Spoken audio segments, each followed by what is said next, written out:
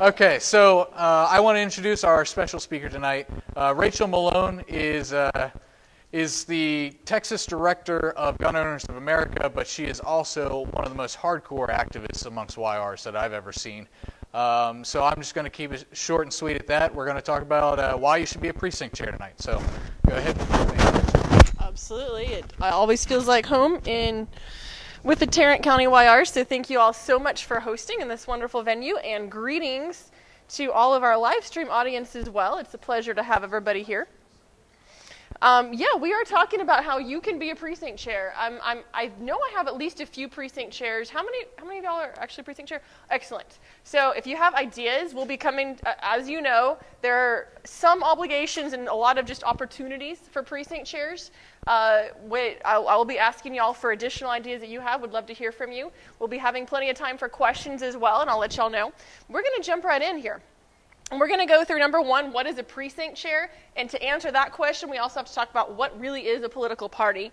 What does a precinct chair have to do? What are their obligations? What do they get to do? What are the opportunities? And as you'll see, there's basically one obligation, many open-ended opportunities depending on where your interests lie and where your skills are. And then how do you become a precinct chair? And we actually have some applications and notary here tonight for people here at the live audience, and for our audience online, we'll tell you where to go to find those applications. So we will jump right in. What is a precinct chair, and what is a political party, and how does it work? Probably everybody here has heard the term precinct chair. You've obviously heard the term Republican Party because you are an auxiliary organization. You're part of the Texas Republicans. But can you actually describe accurately what is a political party? I think that's a lot harder, so we're going to go touch on that. First, precinct chair. I call it the structural support for a political party. Think of it like when you're buying a house, how many of y'all go and say, if I'm going to buy a house, it's got to have really good beams, it has to have really good trusses. I mean, there are a few construction people who might say that, but when I think of buying a house, I'm thinking, how many stories, what do I want it to look like, what is the yard going to look like, right? We don't think of what we want the insides of the walls to look like. But I guarantee nobody wants a house with terrible insides of the walls because the whole thing's going to fall down. So precinct chairs are basically that inside structure. Nobody might see you. It's not a glorious position, but you are holding up that structure, and you're absolutely that important. It's also been said it's a soil in which the grassroots grows. So you have, as a precinct chair, you have an opportunity to cultivate more grassroots activists for so many different things within the party. You really do have a lot of power to grow the party for all the purposes that we're interested in. We'll go through that in a second. But what is it really? So setting aside all the analogies, a precinct chair is a volunteer. So sorry, not going to get paid. You get paid in thanks, right? Either elected or appointed, and we'll go through how that works. It can be either one, who coordinates political involvement, and that's key. You don't have to do all these things. I'm going to go through lots and lots of things a precinct chair can do, or you can recruit other people to do it all for you, almost all of it.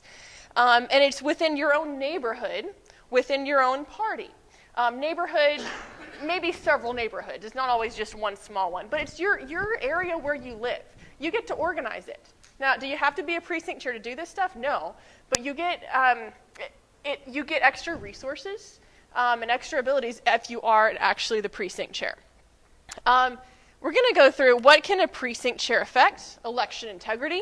You can affect voter turnout. You can affect candidates winning in your precinct and in your county and even in your state. Sometimes it's just a few precincts that really have that impact statewide, as we've seen. You can affect party brands. If you ever said, I really want our party to have a stronger brand, you can affect that as a precinct chair. You can affect statewide policy, legislative policy. And you can affect your area's influence, your neighborhood's influence lawmakers. I know some precinct chairs who have been so effective in organizing that they actually have legislators who will come just to their precinct meetings because they know everybody in that precinct is so active, they need to make sure they're listening to that precinct. So I doubt that every single one of you is super passionate about every single thing on this list. But how many of you see one thing on that list that you actually really want to work for? Anybody? At least one thing on there. I bet we can agree there's one thing, and there's so many other things that a precinct chair can affect. So you can, in a sense, in a lot of ways, pick the thing that you want to focus on as a precinct chair and go for your own goals. So a precinct chair holds up the structure of a political party, but we need to know what is a political party. Political party is a group of like-minded voters. They're organized, got to be organized, for the purpose of implementing their shared beliefs as public policy. Now, as a party, and as a precinct chair especially, you're going to do a lot of work in elections, a lot of work in candidates, a lot of work in campaigns. You're going to do a lot of work in those areas, in those structural areas. You're going to do take votes on budgets and bylaws. None of those things are really the end goal, I think, for any of us. The end goal is implementing our shared beliefs in public policy, implementing limited government, and I'm going to even go through, let me hit this because I want to go through it now. Republican Party of Texas mission, from the website and from the mission statement. We are committed to advancing limited government, lower taxes, less spending, and individual liberty. Specific goals are to grow the Republican Party by reaching new voters, advance the platform, which is grounded in conservative principle, and to keep Texas prosperous and free. And that's really the goal of the party, is to implement those shared beliefs, make those things happen for a better life for everybody. But you got to have the structure. You can't just jump to talking about the policy items without having a structure in place to implement those. And so that is a lot of what a precinct chair does. So if you see the divisions here, it's a political party. The smallest unit is a precinct. That's going to be your larger neighborhood area. It's different sizes depending on how rural or how urban you are. And precincts come together to form a county. So a county has a bunch of different precincts. And every state's going to have a lot of counties, and our state has 254 counties. There's also a national party. So we do have separate parties within that structure. So our party organization, there is a national party that's separate, but we're more familiar probably with the state party. We have interaction with the state party. The state party is managed by the State Republican Executive Committee. An executive committee is a group of people that manages that organization. They handle the business for that organization. And the county party is actually autonomous. It's not underneath. It's not under the authority of the state party. It actually is autonomous because we have a very grassroots-led structure. It's bottom up, it's not top down. So the county party also has an executive committee. It's the CEC, the County Executive Committee. I'm going to say CEC a lot of times in this presentation, and it always means County Executive Committee. And it is that group of people that is responsible for handling the business of the county party, and it just happens to be all the precinct chairs. It's the county chair and all the precinct chairs. So as a precinct chair, you are responsible for helping manage the business of your county. Before you consider running, or before you file for a precinct chair, say you're here and you're like, I'm going to just run for a precinct chair, I'm going to be my precinct's chair, I would recommend you find out if your precinct already has a chair. And if you don't know what precinct you're in, that's the first step. To do that, you can go to votetexas.gov and click the link for Am I Registered to Vote? And you can even do that on your phone. It's pretty simple. You enter either your driver's license or your birth date or a couple of things like that. And you can find out what precinct number you're in, and hopefully you know what county you're in. I think people here are probably Tarrant, but we've got a live audience all over Texas, all over the counties. So that's fabulous. So make sure you know your county and what precinct number you're in. And then a lot of county parties, most of them have a website. You can, honestly, the best way is just search for your county party website. Just do a Google search or whatever your search engine is. Tarrant County Republican Party. Make sure you're finding the Republican Party. A lot of the websites, the county websites, have a list of the precinct chairs. So you can go through and say, okay, my precinct number is, precinct 301, and yes, there's already somebody there. Here's their name and their information. Or nope, that's a vacant precinct. There's nobody there yet. So that's the first step of what I encourage you to do. And there is a link here. It's on the Texas GOP, the state party website, if you want to look up your county chair information, if you need to contact them or find your county party website.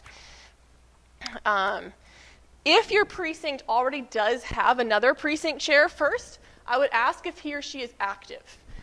Sometimes you can just talk to your county chair. You can find their information on that website and call them up, and they might say, yeah, we've got somebody there, but you know what? He wants to retire. He doesn't want to do it anymore. He really wants somebody to take over. He just doesn't want it to be empty. And if that's the case, that's pretty easy for you to say, okay, I'll just give them a call and say, hey, I'd like to be be the precinct chair. Then it's not an unfriendly challenge. It can be a friendly, courteous call to make. But if they are active, I'd encourage you to actually reach out to that precinct chair if you don't know them. Ask them if they plan to run again. If they say no, again, that's your opportunity. It's not going to be contested. If they say yes, I'm not saying don't contest it. I absolutely believe in contesting races if you believe you're the better candidate. But before you do that, make sure you get to know them. Find out if they're already doing the things that you want done. If they're already doing their statutory duties and they're fulfilling obligations and you like the work they're doing, then you can just volunteer to help them. It's going to be a whole lot easier for you. You don't have to actually be the precinct chair. But if you feel like you would do a better job and you want to try it, or it's not taken care of, the job isn't taken care of already, then absolutely you need to consider running for that precinct chair position. So precinct chair obligations, this is what do I have to do if I become precinct chair? So yes, it's a volunteer position, but there actually is a statutory state law obligation. So we need to look at our rule books. U.S. and state constitutions, obviously we can't violate those. And then we look to the state law. The election code actually does weigh in on some obligations and qualifications of precinct chairs, and we're going to go through those. And then the RPT rules also have a lot of either obligations or duties or things or powers that a precinct chair has, abilities that you have as a precinct chair. And those are going to be our rule books. And for anybody listening online, I think we do have a link. I believe it's already posted to these slides if you want to go just click over to the rules or whatever.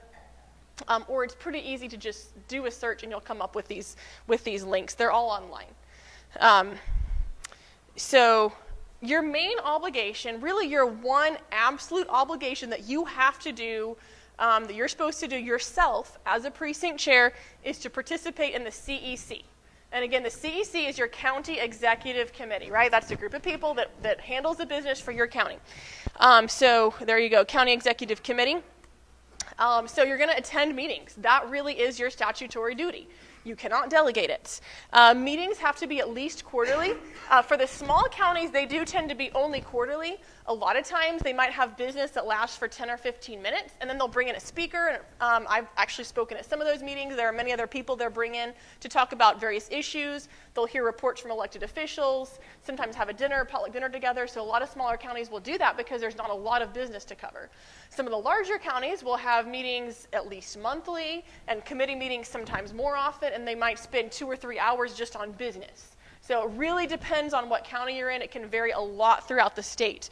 But make sure you know what your county schedule is, and if you can handle that obligation in your schedule. Usually more frequently, again, in the larger counties.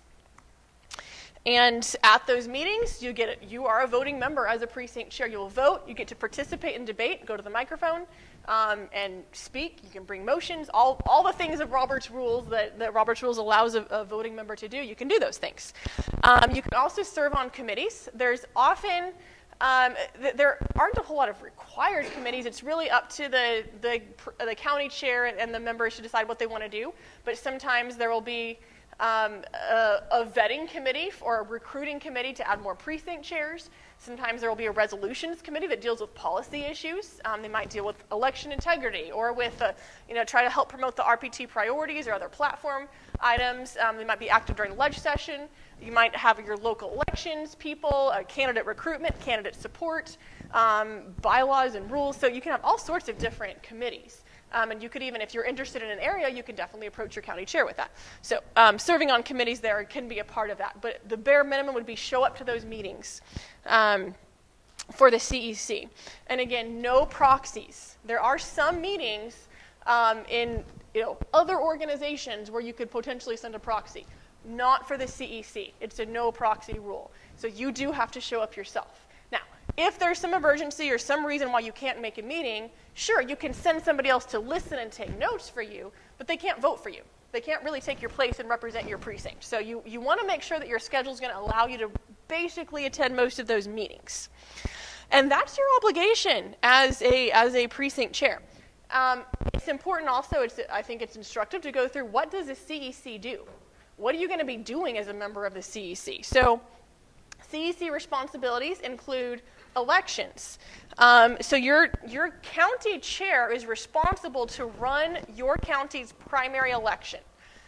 The county chair has most of the actual responsibility, but definitely the CEC can oversee it, and different counties do it different ways. At least be ready to volunteer and help with some of the duties, or recruit other election judges, et cetera, to come in. Precinct chairs can help.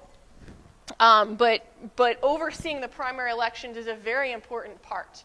And the way I see it, there are two extremely important parts of running of a primary election. And one is our candidates.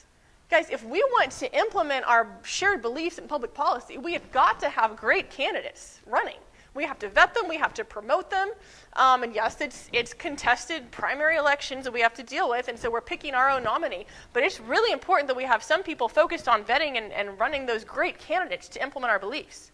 At the same time, if we have the best candidates running, but we have really bad elections and they're not run fairly, then we can't count on, even if we get the majority of votes for our great candidates, we can't count on them actually winning the election if there's fraud going on, if there are murky things going on.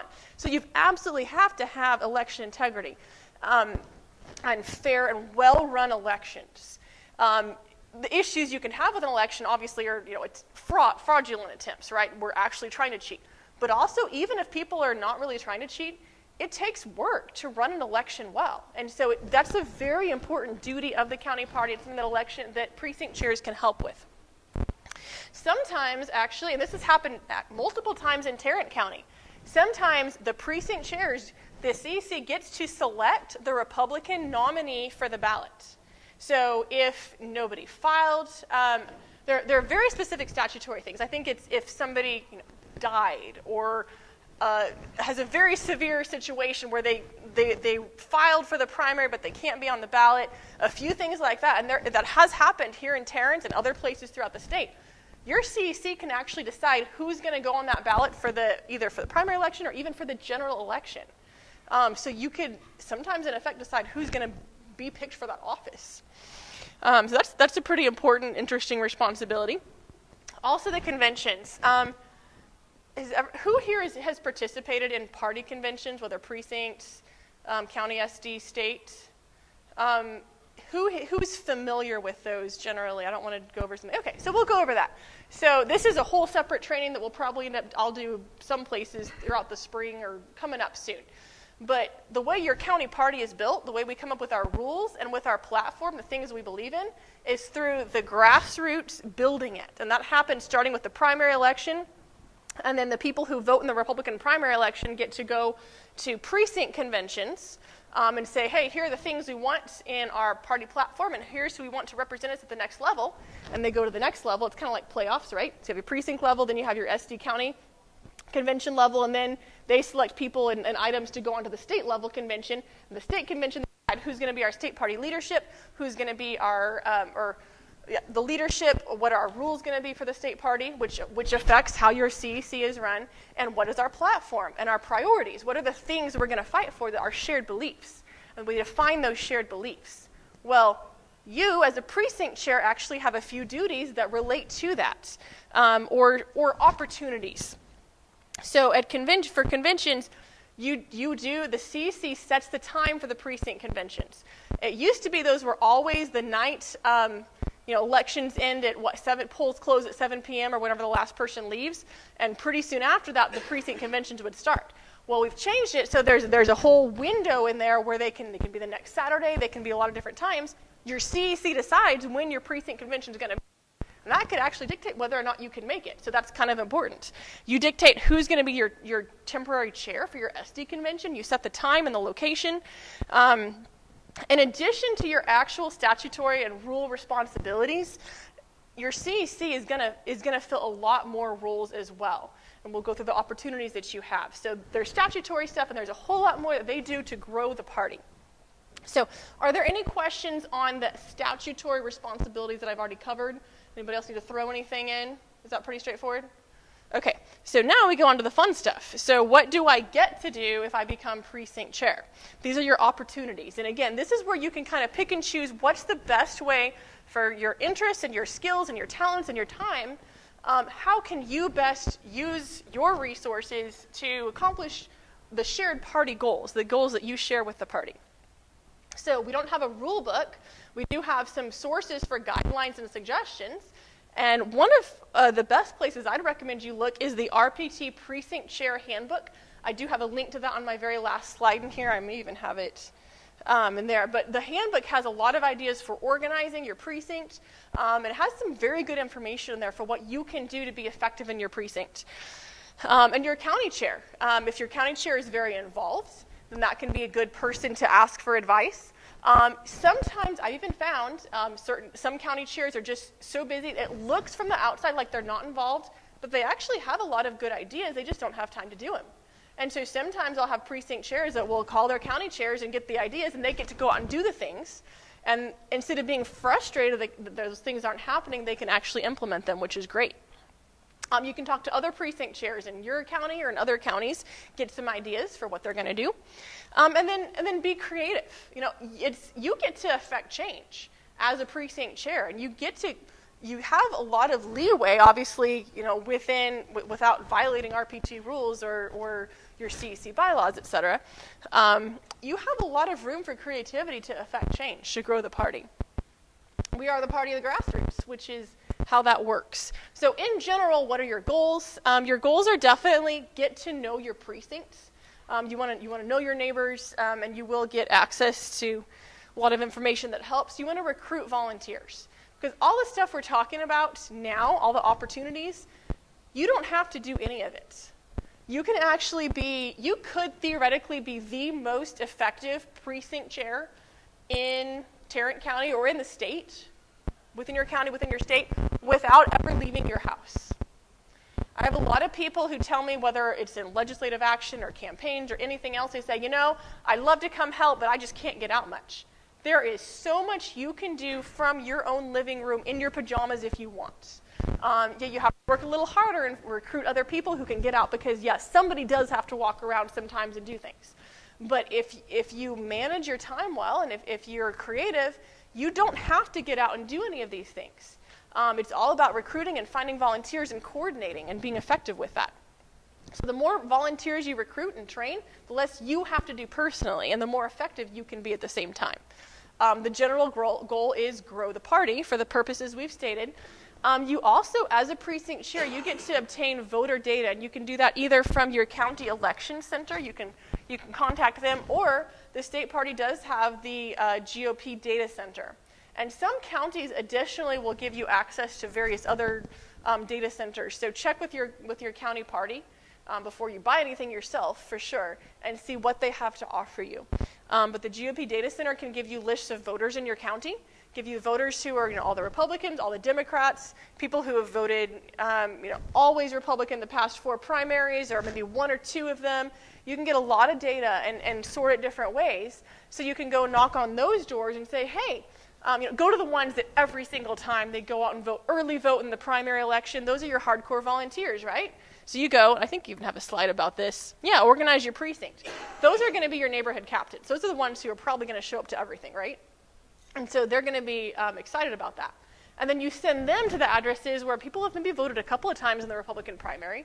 They're kind of interested, but they're not completely hooked yet. And so you pull them in to help with your projects. You go and visit them, and you get to know them. So again, you can organize your precinct with neighborhood captains. You can have smaller leaders. There's a lot that you can do within your precinct. Again, just recruiting volunteers. A lot of times, there are people who want to do work, and they want to see the party do better. They want to see their candidates win, and they just don't know where to start. And if you can go and give them a job and walk them through how to do it, that might happen. They might get out there and do it with some encouragement. There will be a lot of other people who say they're interested and never actually get out and do it, and that's just part of the job. But you'll find the ones that will, and those are always gold. Love those people. So, elections. So I'm going to kind of go through again. This is within the realm of opportunities, okay? The opportunities you have to either do yourself or find other people to fill these roles. I mean, the goal is to get out the vote, right? We're going to find people to get out the vote for the reasons we've talked about. Work the polls. And again, raise your hand. You say, I'm busy. I can never make it to elections. I always have to work. I have kids. That's fine. just recruit other people for it. You don't have to personally be there. Or you could be there if you can, and that's always a great way to get to know your precinct. If you work those polls, everybody in your precinct who comes to vote sees you there and you get to know them. So that's another way, another great way. You can support Republican candidates. I used to have a precinct chair years ago who would actually host little receptions in her home and invite all the neighbors, the whole precinct, and sometimes surrounding precincts to come and just like a meet and greet. Let's see, especially for more local elections, sometimes nonpartisan things, even school board or county commissioners, sometimes even a state rep. And she'd host these little receptions, and sometimes the neighbors would come out because they're interested, and maybe they want the coffee cake, I don't know. But they come out for the food or for the people, something, for the social event, and they get to know the candidates, and sometimes if they really like the candidate, they might go and start working for that candidate and help volunteer. And that's a great way to help recruit. So that's something that you can do if you've got candidates that you really want to support. Whether or not they live in your precinct, if your people in your precinct can vote for them, that's a great way to help support those candidates. And your precinct could be that one that turns the tide in the election if you've got a candidate you really want to support. You can block walk or find other people too. You can phone bank. There's so many different ways. And recruit volunteers to do all of the above. Now, this is going to beg the question, if I am an elected or appointed precinct chair, I'm now a party official, right? Can I still be involved in contested primaries? I hope that's begging the question, because that could be an issue, right? I mean, at some level, the state party chair absolutely cannot be involved. He can't pick favorites in the Republican primary when it's between Republicans. But what about a precinct chair? There is no state law rule that says you can't. So state law doesn't keep you from it. RPT rules do not keep you from being involved, from picking your favorite in that Republican contested primary. You do need to check your own CEC bylaws, your own county executive committee bylaws. Some of them have restraints. If you don't like them, well, guess who sets the CEC bylaws? The county chairs. So you get together a big enough group of your fellow precinct chairs and you can get the bylaws changed if you want. And that's, again, one of the beauties of being one of the ones business of your county party. But yeah, the general rule is there's nothing in state law or state party rules that keeps you from being involved in those contested primaries. So yeah, if you have your state rep race that you want to work on, or your county sheriff or whatever that's a partisan race, you can pick your favorite in that race as long as your CEC bylaws don't prohibit it. Conventions. I already mentioned conventions. It's where we pick our party structure, our party leadership, and our party shared beliefs that we're going to fight for. If you are present at those, you get to serve as, it's called the temporary convention chair. That's the person who starts leading the convention. If people like the way you do it, they let you keep on doing it for the rest of that session. You don't have to be present. And if you aren't, you don't get to pick who does it in your absence. It's whoever happens to be there whom they decide. But if you're there, you get first dibs on that, essentially, which is cool. Also for the conventions, you can educate your precinct. And I actually know there's a precinct that I've been out to and visited. There's one in Boerne, and there's also one North Texas. So San Antonio-ish area, Hill Country area, and North Texas. And these individual precincts is actually retirement communities for at least the South Texas one. And they decided, you know what, we have time, we care about issues, we care about legislative issues. And they had one particular issue they really, really cared about, and I can't remember what it was, but it was very important to everybody in that precinct. And so they all got together and they said, we're going to turn out the vote in major ways for our gubernatorial election, and that meant they got a whole ton of delegate slots to their party conventions. And they filled them all up, and they kind of recruited other people in other areas to run their same resolution to say, hey, we want this to happen in our county party, in our party platform and our beliefs. And they took that all the way up to the state convention, and they filled up their whole delegate slots, a lot of them for their county at the state convention. So if I'm talking technical terms, apologies, you don't have to understand all this. Basically, they went and dominated because they cared about stuff. That's what happened. And they didn't stop there. They actually came back to the legislative session, and they went and promoted those things to legislators, and they were able to say, you know what?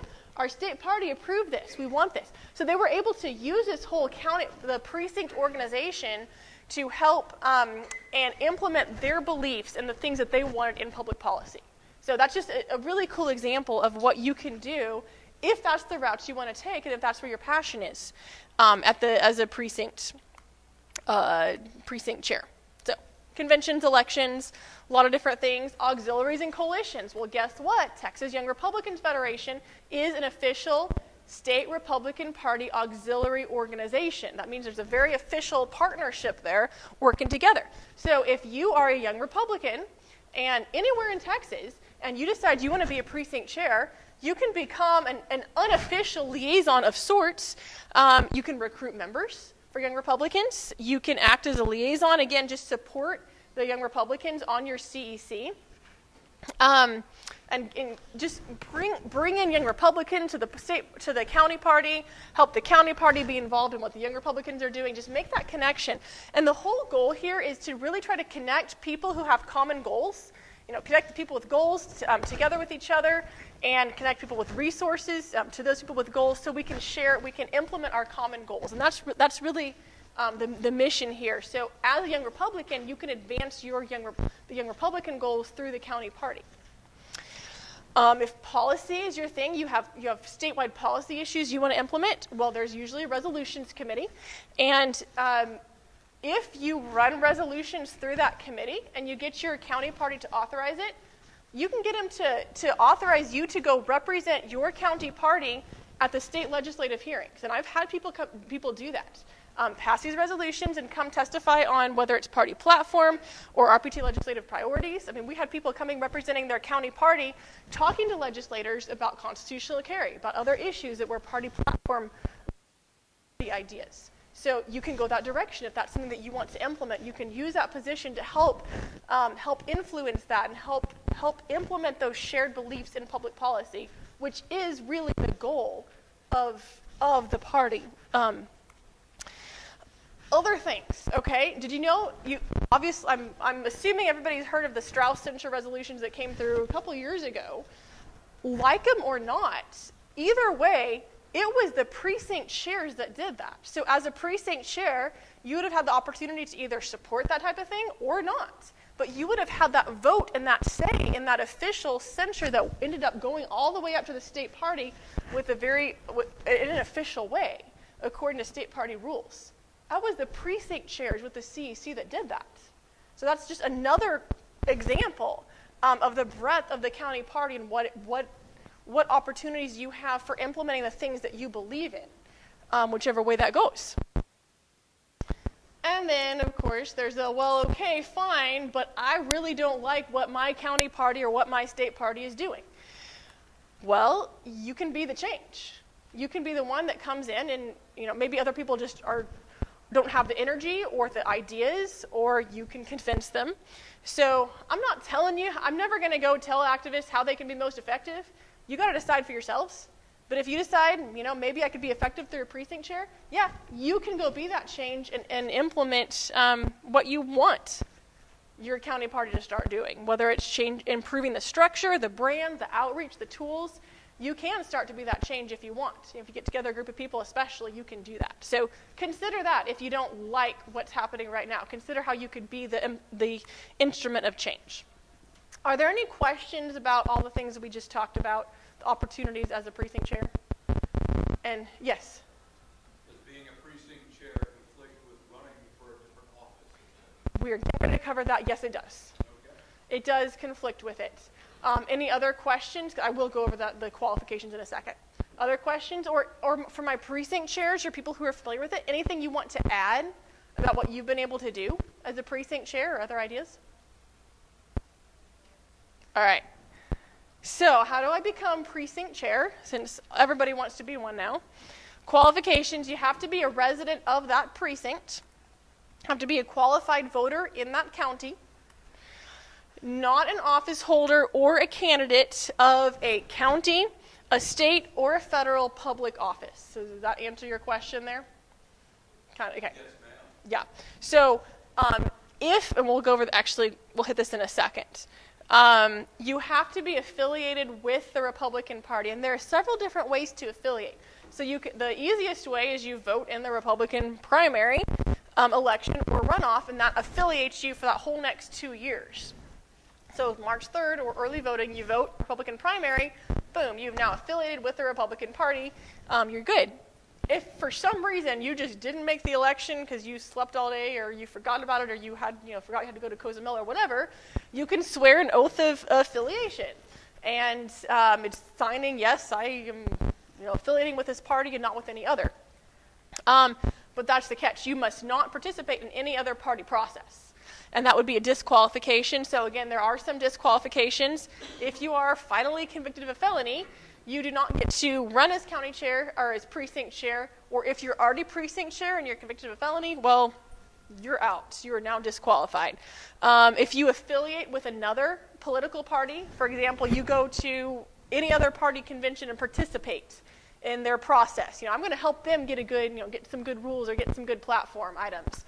Or I'm going to go vote or participate in whatever, either voting in a primary or participating in their convention process or swearing an oath of affiliation to another party. You are now disqualified from being a Republican precinct chair. If you're not a resident anymore of that precinct, if you move out, then you're done being a precinct chair there. If you abandon office, and this is a little more complicated, but if you miss 4 consecutive CEC meetings and your CEC decides to follow a process of sending a letter, sending a notice, sending a notification, and basically kicking you out, then you can be disqualified from that office as well. Again, like I mentioned earlier, you can be either elected or appointed. We're going to hit being elected first. So it is during the primary election, which this year is going to be March 3rd, 2020, and there's early voting before. So the primary election is where we decide who are the people who will be our Republican nominees. So who's going to be on the Republican ticket for president, we're not doing governor this year, but that could be on some years, for state rep, for state senate for some districts this year and for other districts other years. So all the partisan races, if there's an R or a D or other letters, that's when we decide who's going to be the person, who's that person on the ballot for that party. So you only vote, you're only picking between all the R's for this particular race. That happens in March, and that's when we pick who will actually be our precinct chair. It's a 2-year term, and it starts 20 days after the primary runoff. So this year that's going to be June 15th. If you are the only one who files to run for your precinct chair, you're actually not even going to be on the ballot. You are just deemed to be elected. You're declared, you're the winner. So you don't actually get to vote for yourself. It's kind of sad. Your name won't be listed, but you will be elected for sure. So that's kind of cool. So if you want to apply to run for precinct chair, there is a 1-page application. It's very simple. It's available at the Texas Secretary of State website, and I think we have copies here if you're here in person. And if you're listening on the live stream, we will have links for you posted, or you can pretty easily Google it and find it. Make sure you're looking in Texas Precinct Chair Application. So you can fill that out, and you do have to have it notarized. So I believe we have a notary on site, which is super cool. So thank you to Derek for arranging that. And then you have to give it to your county chair or your county party secretary. And again, you can find that contact info on the state party website. You can probably Google and find their county party website, and they may give you specific hours and say, hey, we're going to be at our party headquarters these hours. Or if it's a really tiny county, you might just have to go to their house and drop it off. It depends. But you have to drop it off with one of those people.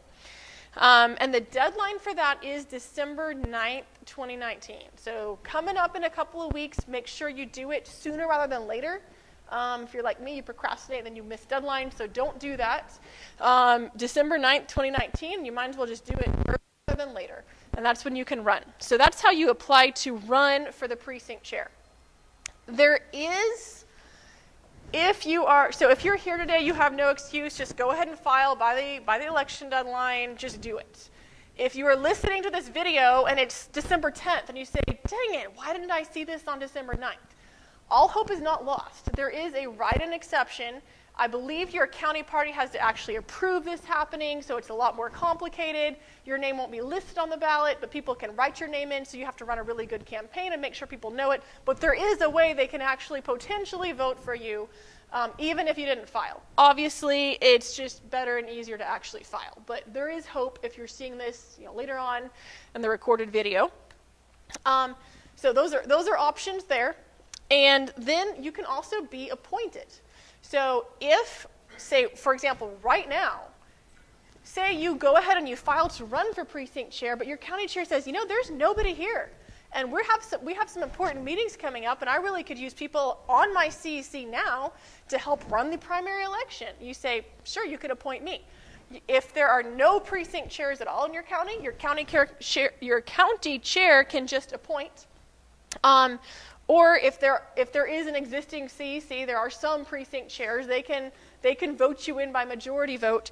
And a lot of times, especially for a larger county, they're going to have some kind of vetting committee. You may go through, whatever committee process to get your name actually to the floor to get voted on. But you can get appointed to a vacant seat. Or again, if somebody else in your precinct gets disqualified from being precinct chair, then you could, then it is vacant also, and you could complete their term. That is the remainder of the current 2-year term. So if you were appointed now, that would last until June 15th, and then whoever got elected in March would take over the next 2-year term, hopefully you. So that's how you could be appointed. I didn't actually put a slide for this, but just a little teaser about elections. I've seen some really good precinct chair elections, some really great candidates. It's your precinct, right? It's the people you're going to want to be organizing. It's a very small district. It's very possible to walk at least all the Republican voters, and maybe some who've never voted in an election, just say, hey, I'm your neighbor. I'd love you to show up here and vote for me, and you might actually encourage people to come out and vote for the first time in the Republican primary. It's a great way to get to know your neighbors. A couple of really effective things I've seen people do are, number one, just write a letter, introduce yourself, put a little family picture in there, say, here's me, here's what I like, here's why I'm running, here's what I want to do. But most importantly, here's what I've already done for the things that I believe in. Here's what I believe in. I've already done this. I've worked for this candidate. I've worked on this issue. Whatever your credentials are, put those in there. And here's my cell phone. Call or text anytime if you have questions. And here's where to go vote for me. So, a couple of weeks before early voting starts, send that out. Send another reminder postcard. You can go walk it, put it on the doors. You can mail it out. If you don't have much of a budget, you can print little black and white things and cut them up and hand them out yourself. And it's pretty cheap. You don't have to spend a lot of money on this. So I'm not giving you full-out election training. Those are just a couple of teasers, some things that I've seen work pretty well. But if it's a contested election, it might take a little more effort. But hopefully you feel like it's worth it and you're willing to go and talk to your neighbors, and you're starting the work of organizing right there. So those are some effective things I've seen. And we're actually to the end here, so I'll take any questions that we've got. But there are some great resources if you want to know more about how to be a precinct chair, how to run, what it's like. So I'd encourage you to talk with your county chair. And I encourage people to do that whether you absolutely lockstep agree with everything they're doing, or if you completely disagree with everything they're doing, or, more likely somewhere in between, because we're not all going to completely agree. Give them a call, talk to them. Hey, what's your goal for our county? What are some needs we have in our county? And find out the ways they might say, I really could use somebody to do this. And you say, oh, well, I can do that, or I could find somebody for that. It's a good way to make that connection. You can find out also, a list of precinct chairs. Talk to your county chair to find out when are their meetings, because you want to make sure you can show up for those meetings, because that is your statutory obligation. You can look at your CEC bylaws to see what are your restrictions as a precinct chair. How does your county run itself currently, and what would you want to change about it? A lot of times those are posted on a county party website. If it's a small county, you may have to just call your county chair and try to track them down. The RPT Precinct Chair Handbook, you can click the link here. You may be able to Google search it, I'm not positive. That has a lot of great ideas and a lot of good, solid information, so I encourage you to check it out. There's a one-pager also just kind of listing out the duties of precinct chairs, and then obviously the precinct chair election application. And finally, the RPT rules. If you nerd out like I do, you may actually enjoy going to the RPT rules, and it's very easy to just Google and find it without even having the link. And do a little search, Control Find, Control F or Command F, and type in precinct chair or type in CEC.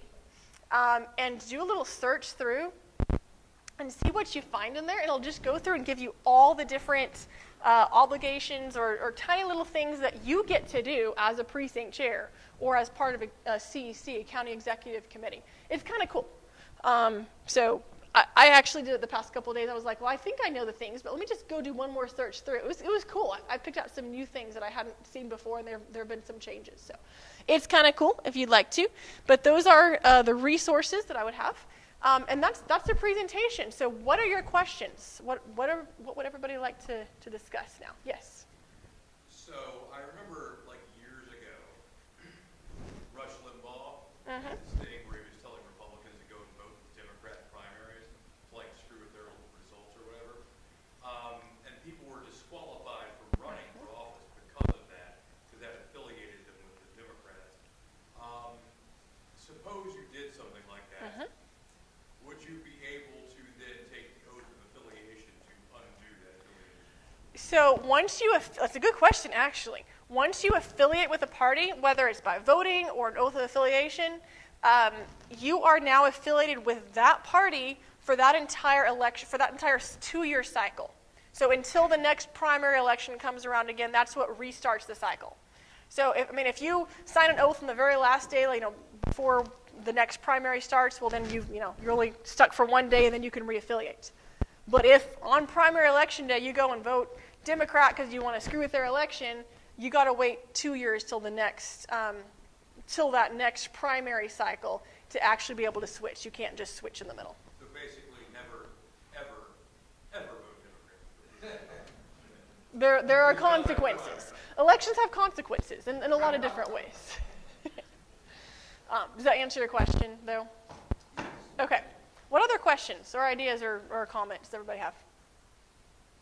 Yeah. For those of you who are going to be filing for precinct chair, I do already have the list of Tarrant County Boom. precinct chairs pulled up, ready to go, so you can see if your precinct is empty or not. Nice. That's actually very, very helpful. Thank you. Other questions, comments? The Tarrant County website, Tarrant County GOP website has an excellent. Yes, it does. It's like this whole spreadsheet of everything. Oh, yes. Videos, the handbook, everything. Mhm. You all need it there, even the list. So if you all are planning to look into the precinct chair resources in Tarrant County, Yes. a real excellent list there. Yes, it does. And for people listening on the live stream, there are a lot of really good county party websites. So some don't have as much information, but some do, so check it out. Other comments, suggestions, questions? What did I miss? What are your other favorite things to do? Anybody else? Awesome. Well, that's all I got. So I think now we're going to go into actually filling out some applications, hopefully.